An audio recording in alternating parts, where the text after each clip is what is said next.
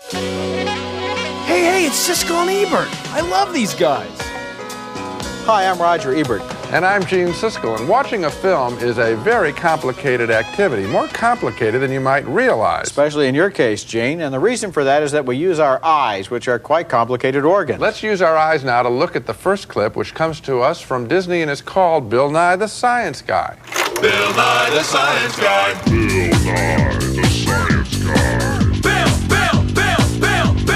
Bill Nye the Science Guy.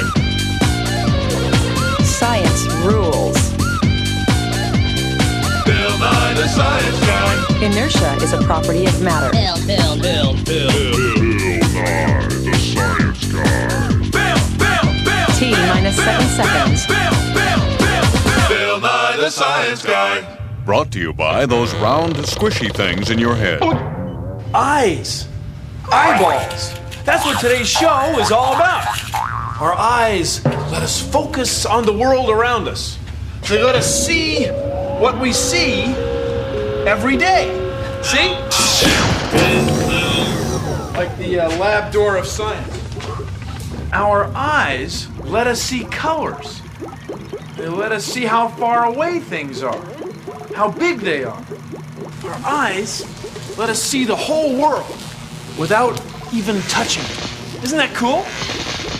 Our eyes are connected to our brains by big, complicated bundles of nerves. The nerves are so big and complicated that many scientists like to think of our eyes as part of our brains. See? This is the eyeball demonstrator of science. And here is the eyeball. That's right. Your eye is shaped like a ball. And inside is the lens. The lens is the clear part that light goes through. And in your eye, the lens sits way up near the front, like this. Now, before light gets into your lens, we have to control the amount of light that comes into our eye. We don't want to have too much or too little. And we do that with something called the iris. The iris changes size, like this. By the way, the iris is the part of your eye that has color. Like if someone says to you, you have blue eyes, or brown eyes, or green eyes. That's the iris, this part right here. Now let's say we're looking at something, maybe a kid on a stick out here. All right, the light from the kid on a stick goes through our iris, through the lens, to the back of our eye. And look, the image of the kid on the stick is upside down. Isn't that wild? The kid on the stick is upside down. We heard you, Bill. So our brains take the upside down images from both our eyes, turn them right side up, mix them together, and make sense out of what we see.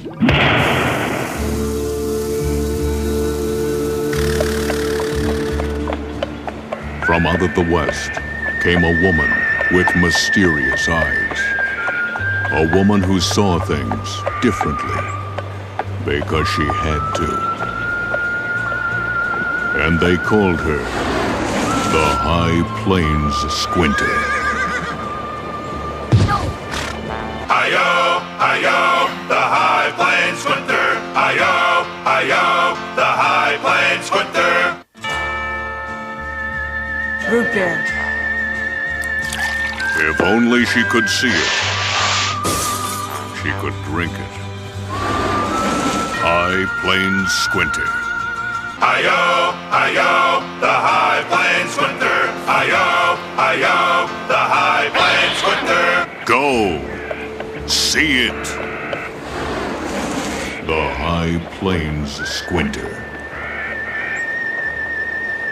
Well, we all know the Western is coming back, which is fine if it's done intelligently, but I think that was just silly. I couldn't agree more with you, Roger. If a film wants to talk about how eyelids help protect the eye and keep it moist and regulate light... And how squinting is a way to try to focus... Yes, that's one thing. This, however, was nothing more than shameless pandering to the eye doctor community. Okay, when we come back, a film with real vision called Compass Man.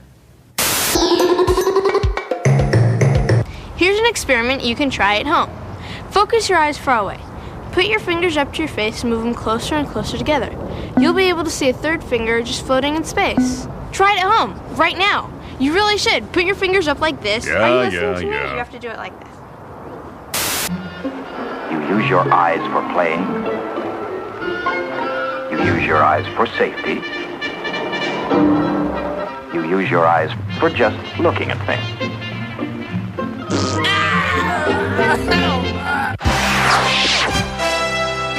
And we are well into round one of the National Staring Championships, where current champion Pert is meeting the icy glare of challenger Kate. You know, an interesting fact, Lance, your optic nerves, the nerves which run from your eyes to your brain, are about 20 centimeters long. Well, that may be true, Timmy, but what it's really going to come down to is who blinks first. Oh, it sends a chill down my spine. Yeah. And we'll be back with more from the National Staring Championships right after this. Our eyes regulate the amount of light that enters them, kind of like this. Hi, my eyes are brown, and yours may be too. Or blue, or green, or hazel. The part of our eye that has color is called our iris. People with blue eyes have a little bit of melanin in their iris. People with dark brown eyes have a lot. Hazel and green eyes have a medium amount of melanin. Melanin makes us all different, but in a way, all the same. Focus. I said focus. It is in focus. Ah, that's better. I'm in focus. In order for us to see the world the way we do, our eyes have to focus the light that comes into them. Here's how it works.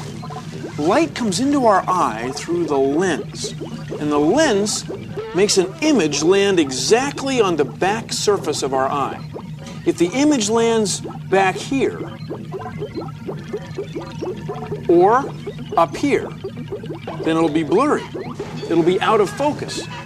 And the way our eye changes where the image lands is by changing the shape of the lenses in our eyes.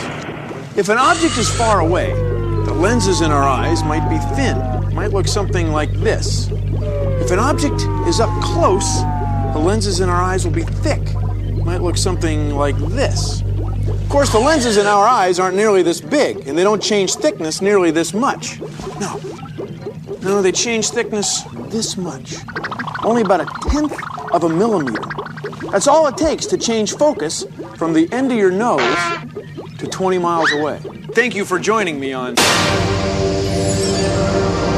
Consider the following. You can make your own lens with a plastic bag.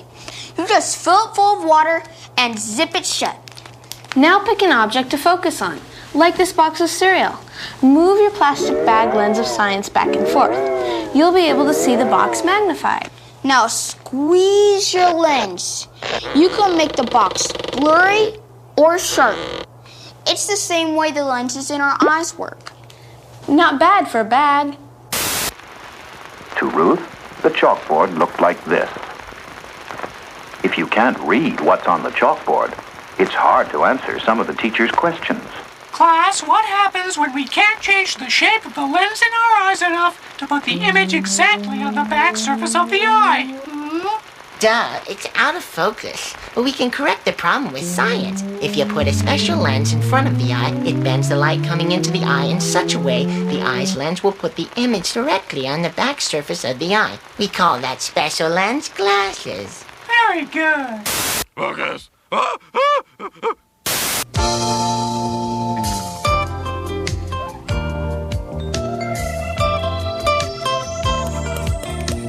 Did you know that everything you see is an image on your retina? It's true. And those images are made by two kinds of cells called rods and cones. Now, rods aren't sensitive to colors, just to shades of gray and low light. That's what gives us night vision. Let's paint some happy rods around the edge. Happy little rods.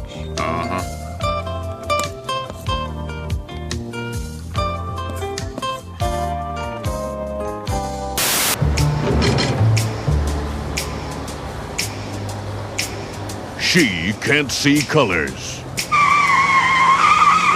Hey, did you see that? What? Look at that car. What car? The red one. The red one. What red car? The big red one. There are a million cars The out red there. one. In a tough city, you need tough cops that can see not rod and cone. Okay, we're coming in. Hey, I can't see. What do you mean you can't see? It's dark in here. I can't see in the dark. What do you mean you can't see in the dark? Rod and cone. A couple of cops that can't see their way out of a 40% recyclable paper bag. On the Bill Nye Television Network. Cones don't help much in the dark. What they do is let us see in bright light and in thousands of different colors. So let's make some colorful cones in the center.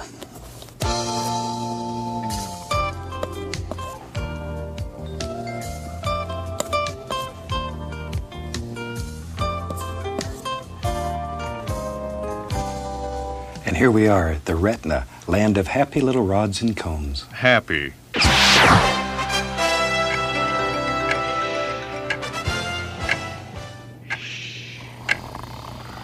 Man, I tell you, this is worse than watching golf. Tell me about it. Here we go. Stand by. Look, why don't we get out of here and go get... 3, 2, you're on. Hello and welcome back to the National Staring Championships. Right now, we're going to go to Timmy for an update. Timmy? Okay. Well, let's see. They're still staring at each other, Lance. They're still staring, and I think it's safe to say that that color blindness is a lack of light-sensitive pigments in the retina. Yeah, thank you, Timmy. You bet. And we'll be back with more from the National Staring Championships after this.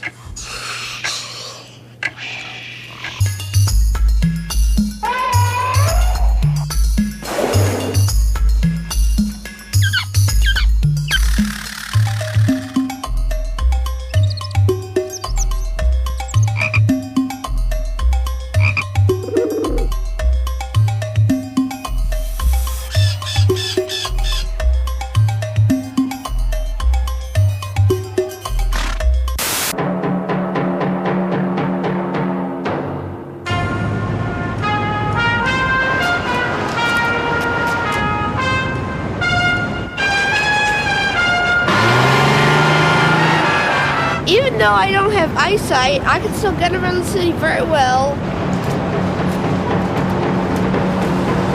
I could ride a bike. I could play Super Nintendo. I do judo. You see, I know that I'm blind. And I know nothing is not going to stop me from being what I want to be or to do what I want to do.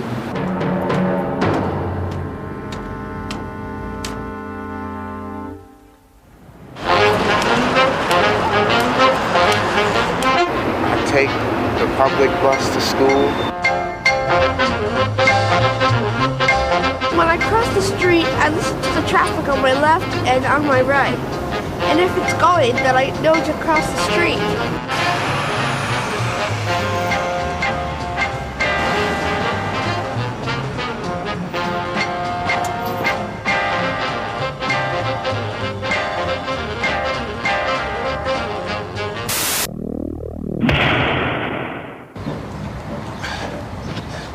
When a soccer ball is coming towards you, you want to figure out where it's going to land.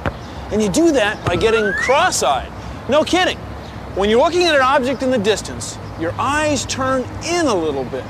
Then your brain uses these angles to figure out how far away the object is. The closer the ball is to you, the more crossed your eyes get.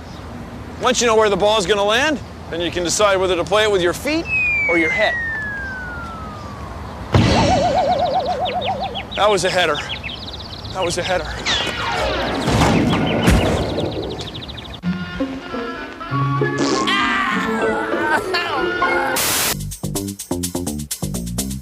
My name is Becky Erickson, and I'm an ocularist. And what that means is that I make artificial eyes. And we have Crystal here today, of which we are going to build her an eye because she lost her eye when she was younger due to cancer. In making artificial eyes, the first step that we do is we make a mold of the eye. It's very similar to when, say, your mom makes a Jell-O mold. You pour the Jell-O into the mold, let it set, and as soon as it's cold enough, you take the mold off, and you have a duplicate or an impression of that mold. And that's what we do similarly with our patients. From this point, we want to go and just clean up the blank so that it's nice and smooth and comfortable for Crystal to try on in her socket.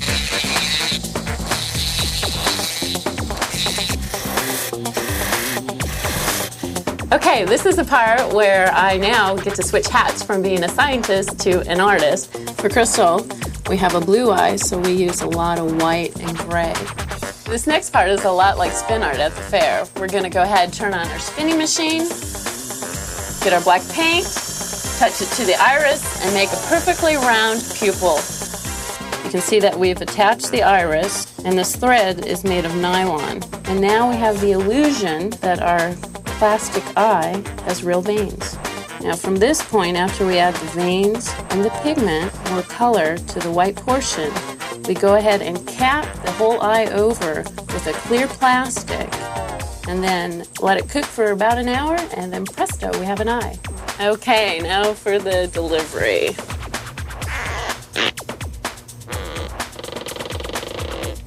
There you go, Crystal. Your new artificial eye. There's looking at you, kids.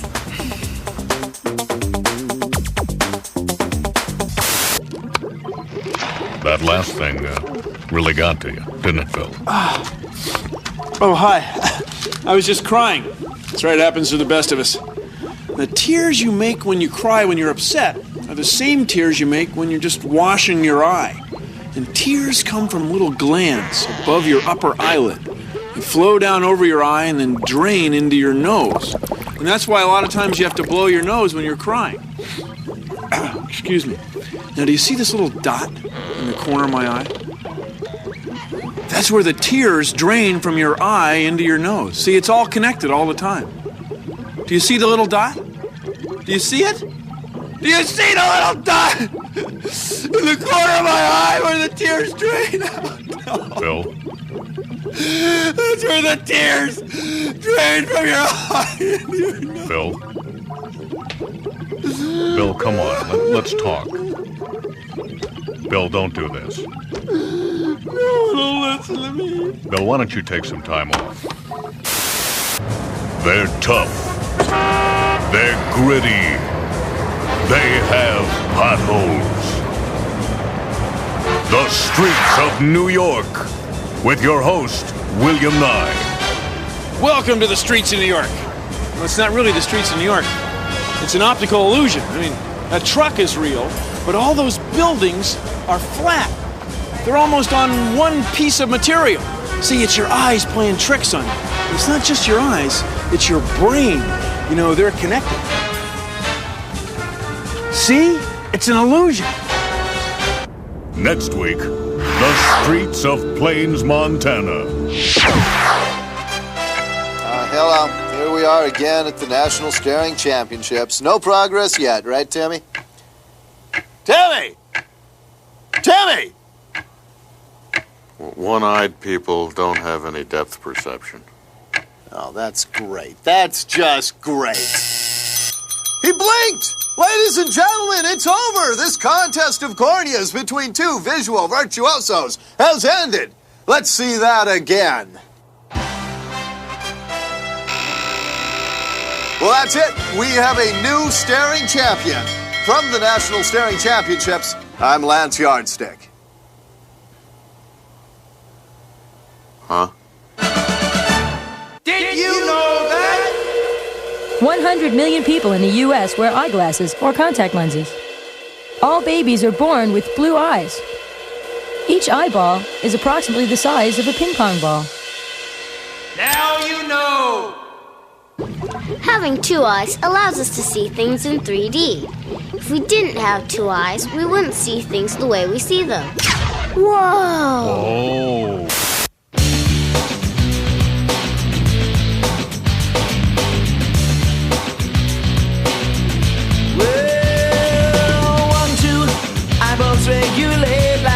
coming in your head now. Eyeballs left and right. So talented now. Each one sitting in the socket. They're focusing now. Blue as sky, or even brown as chocolate, and sometimes red now. Hey!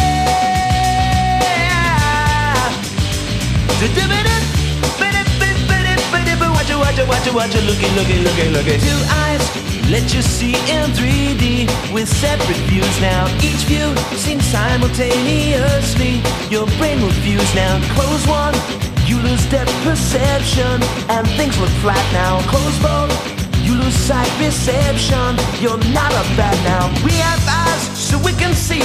The study of them's known as ophthalmology, but not every eye works perfectly. So try to have your eyeballs looked at annually. You try to have your eyeballs looked at annually. Say eyeballs come with every baby. They're in their heads now. Start blue, but they can change with aging. They're brown instead now. And if you are not seeing your best, just look ahead now and go to the optometrist. Just go ahead now.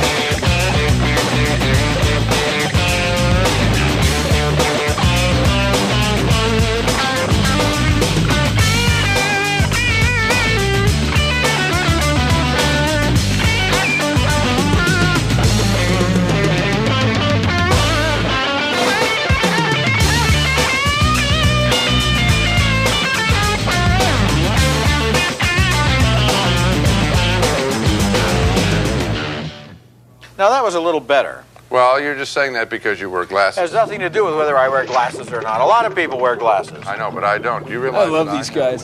Well, that's our show. See ya. Get it? See ya. You know, maybe this Bill Nye guy will be big, and... Nah, I don't think so. Huh? Produced in association with the National Science Foundation.